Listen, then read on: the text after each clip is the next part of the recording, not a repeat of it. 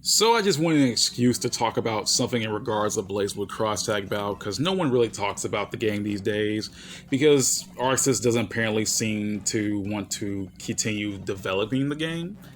So I'm just sitting here, just want to talk about, whatever about BlazBlue Cross Tag Battle, and I thought, you know what? It wouldn't be BlazBlue Cross Tag Battle without the crossover aspect. So I wanted to talk about one of my favorite parts of Cross Tag Battle, that being just the crossover in general. Just seeing BlazBlue cross over with these other franchises is actually pretty cool. Like, it's something you'll never expected to see. So, in the very beginning, long ago, when EVO 2017 came around, Jubei became a playable character in BlazBlue Central Fiction. Everyone was freaking out. It was sick as shit. Boom. Jubei finally gets into Central Fiction.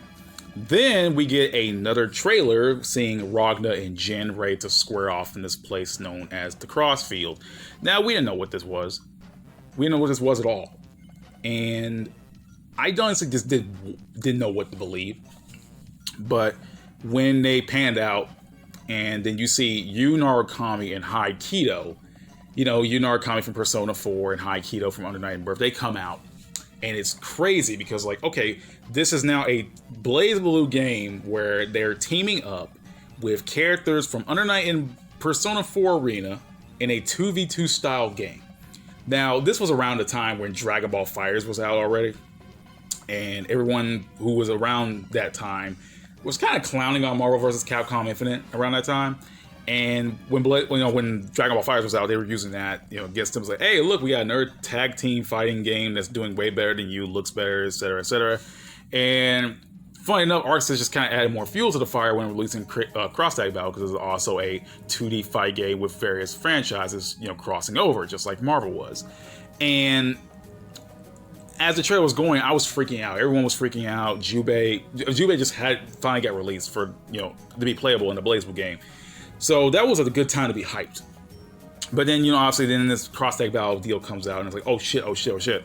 And then at the end of the trailer, Ruby Rose from the American web series Ruby from Rooster Teeth comes out, and that kind of solidified just more of the insanity that was this crossover. Because not only that Ruby was involved, but it's just the fact that Ruby got involved is just a weird thing to begin with, because I'm like, Ruby, the American web series, and that was before I knew that Mori was a fan of Ruby and Monty Owen was a fan of BlazBlue, so I was like, oh yeah, it was a match made in heaven, but I would have never known that. I didn't know anything about Ruby, and I didn't know anything about Under Night. So my only, the only series I knew of coming into this was BlazBlue and Persona. But it didn't matter. A lot of people were freaking out, man. People from all over were coming to play this game, and at least see what this game was all about. Even people who had no idea what these franchises were.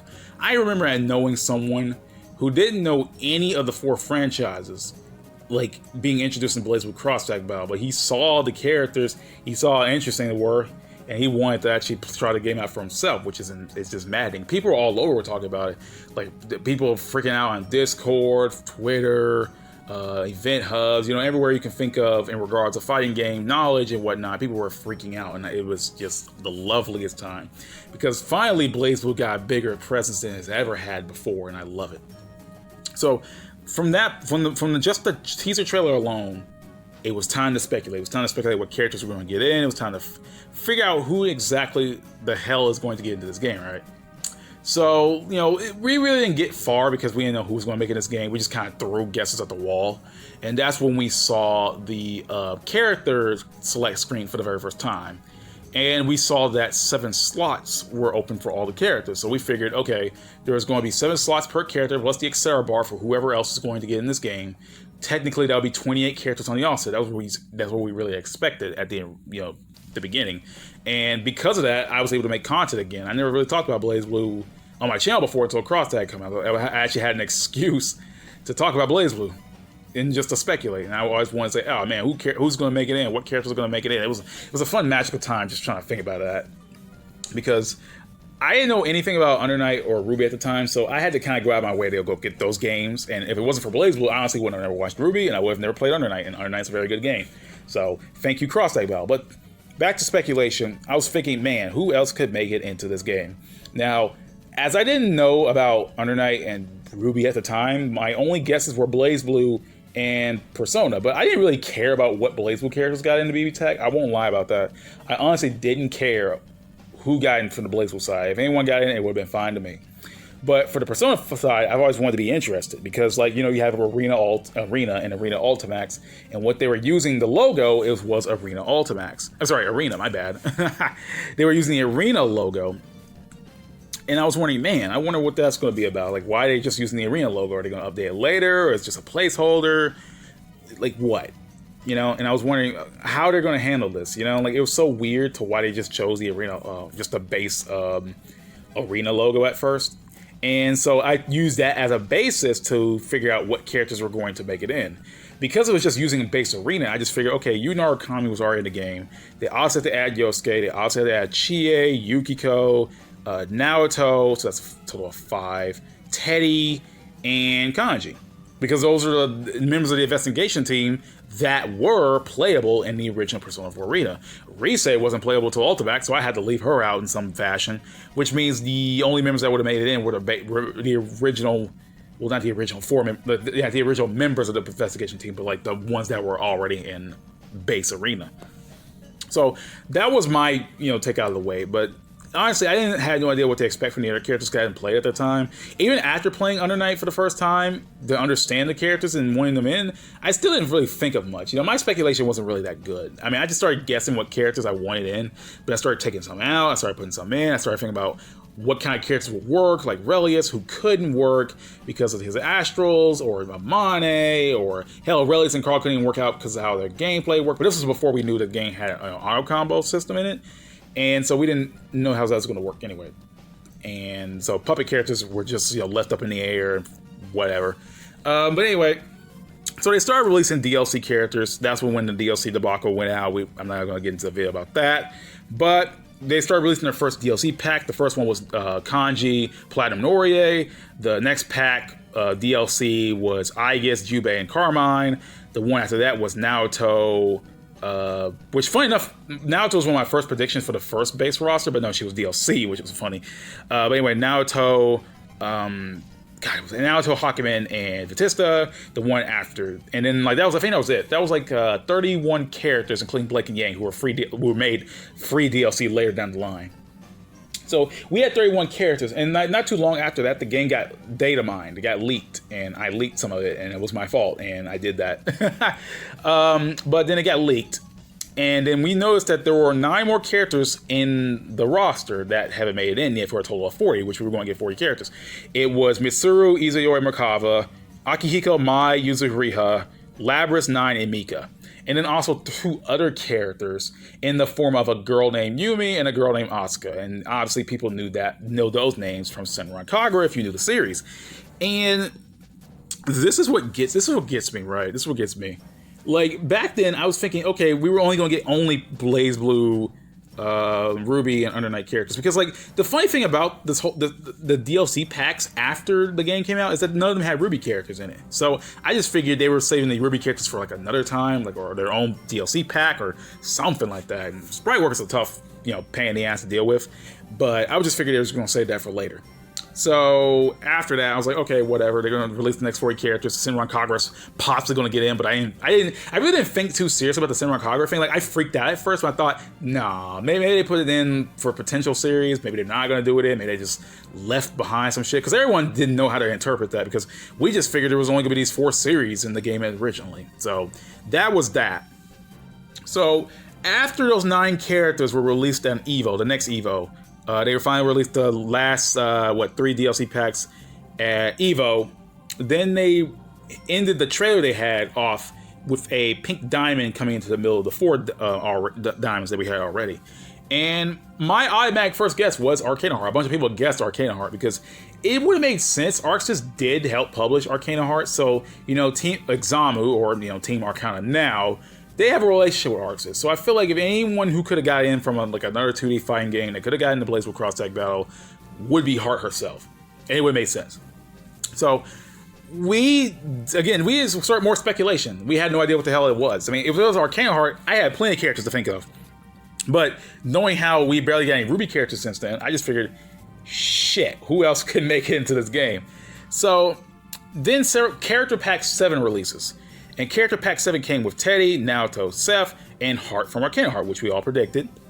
And not only that Heart's release confirmed that the floodgates were open for more potential series to get into this game, it also gave a little bit more credence to, like, you know, maybe Senran Kagura could come in the future. Because it bothered me a bit. I think someone made a podcast, right? Someone made a podcast where they said, and they had no facts or anything, I'm just saying what they said. They made a podcast where they talked about the Senran Kagura being leaked in BlazBlue Cross-Tag Battle.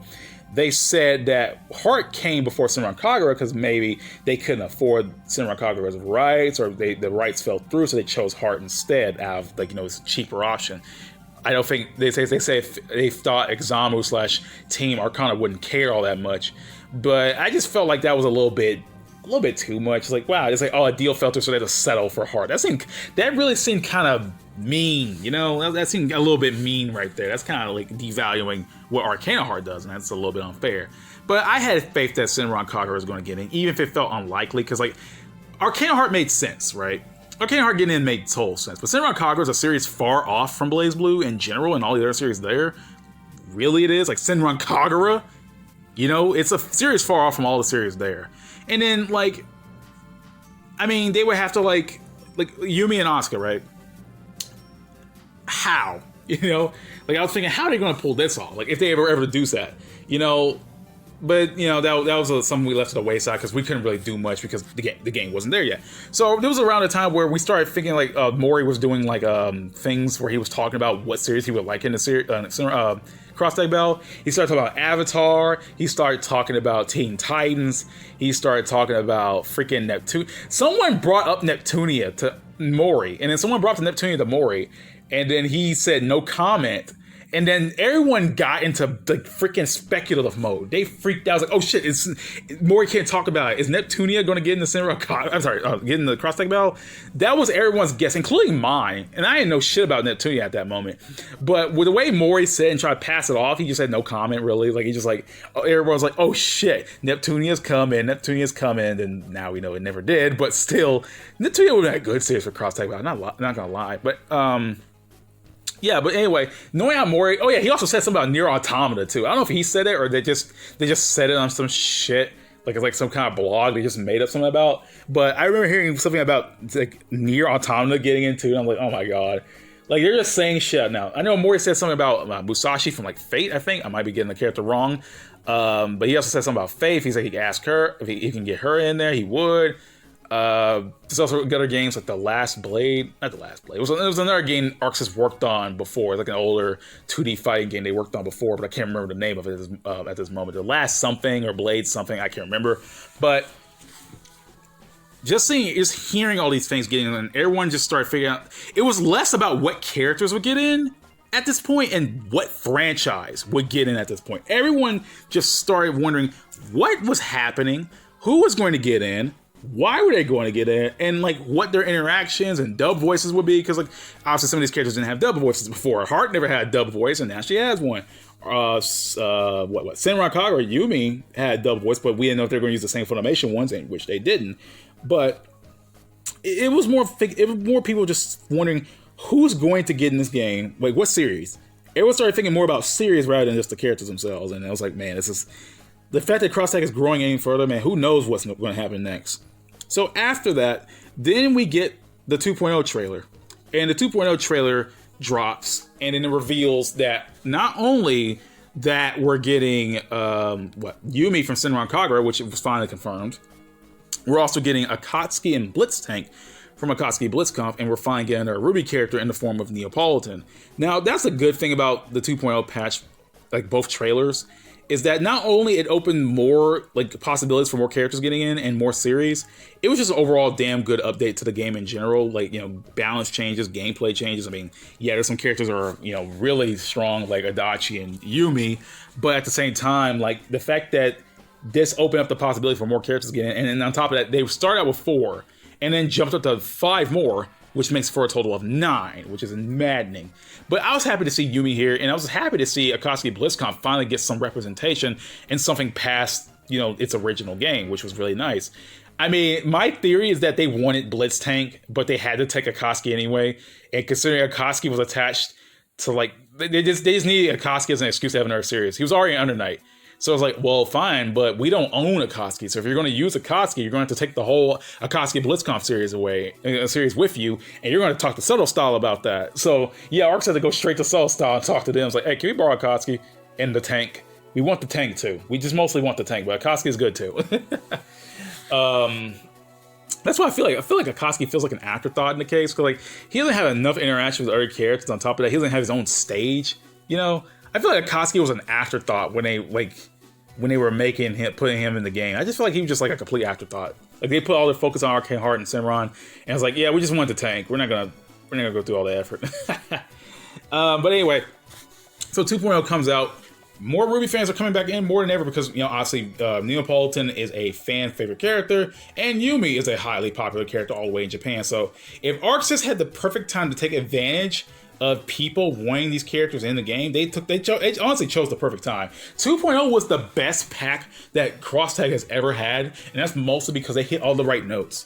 And when the second trailer came out, they introduced Celica from BlazBlue, Elizabeth from Persona 4 Arena, and then they finally gave us the quote-unquote villains pack in regards of Toru Adachi from Persona 4 Arena Ultimax, which confirmed that Ultimax characters can make it in.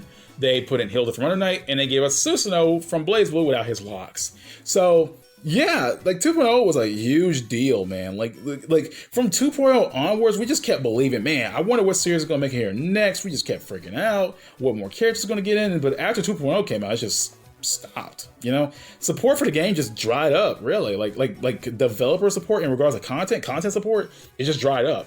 And that sucks. The only new thing we got from Crosstag in regards of like more stuff was that CL Avatar, which was already in the game. They just patched it back in. But yeah, that was mostly the history of all those crossover shit. Like, honestly, it was a magical time just speculating, you know? I love it when crossover games comes out. You know, you spend so much time wondering who's going to get in, why are they going to get in, what they're going to do, what their interactions are going to be. Like, one thing I like about Crosstag is, like, they work the characters really well. You know, for what they did the characters really, really well. Like, none of the characters feel out of character. They have very good interactions for those who have them. They set up things pretty well. They make good recreation of their stages. Like for Ruby, they made a good stage for the Abandoned Temple. They made a good Senran Kagura stage from the beach from like what Estival Versus. They did a good stage for Arcane Heart for Heart. They didn't do it for Akatsuki BlitzCon, which makes me sad, but they did a damn good job for what they did. And the interactions, and they dubbed all the characters. They didn't have to go the extra mile for doing some of the stuff, but they did. Some people want to call Crosstag about a lazy cash grab, but it's not. Honestly, they put a lot more effort than they had any right to. Like with the interactions, the dub, the new story mode they added to 2.0, which they didn't have to do. You know, the lobby avatar colors and shit like that, color references to other characters in the series. Like, ARCSYS didn't have to do that. And then that requires work. That doesn't just, you can't just like freaking just make up shit on the spot and expect it to happen. No, that shit requires work. And while Crosstag Battle had a rocky middle, it really did. And I didn't like it for the whole middle of its development cycle. I enjoy it now because of how much work they put into it. And the crossover aspect was most of it, you know? I like it. The characters can, you know, they act how they would act in their home games, and it's crazy. Like, they act to each other, they compare to each other, they reference things happening in their own series really well without it making it seem like out of place. Like, that's why you see when you look on YouTube and you see all these interaction videos, they have a lot of views. That's because people want to see these characters and who they interact with, and like, there are some odd sense of characters who definitely need interactions, like Jin and Hakumen, but they still did a good job. I believe they did a good job. This feels like the whole idea of how Street Fighter V started out. Street Fighter V didn't start out like good at all, but like after Arcade Edition came out and, you know, Championship Edition, like the game really came around. And that's how I feel about BlazBlue Crosstag Battle. Like it started out really good and got really troublesome with the DLC practices, but once, you know, it got more characters and the 2.0 patch came out, it got way better. Now, yeah, granted, there should be more to the game, honestly, like arcade mode, more modes in general. The game is far from perfect. It's not even close to being perfect, but at the same time, there's a lot of good into it. The gameplay is fun. Like, some people like, you know, I don't want to talk about, you know, blah blah blah, you know, auto combos, man, dead, brain dead baby game, whatever dumb shit I be hearing around on Twitter. I swear to God, Twitter is ridiculous when they come to fighting game opinions. Jesus Christ. But yeah, like Cross Tag Battle, I believe that it nailed the idea of it being a crossover. It nailed it pretty well. I just wish there were more characters in. That's one thing I wish they went more emphasis on the crossover aspect. Maybe put in a mode about the crossover, or do gag reels, which I've always wanted for the game. I wish they had gag reels, but essentially the 2.0 story mode is a big gag reel, so they answered one of my complaints on that front. It's multiple little gag reels inside one giant story mode gag reel. So, hell, I'm not complaining about that. I got what I wanted. I just wish they had more gag reels that reference part of their series. Like, imagine a drinking game. You know, like the King's game from Persona? Imagine that in Cross Tag Battle with all the other characters. That would be fun.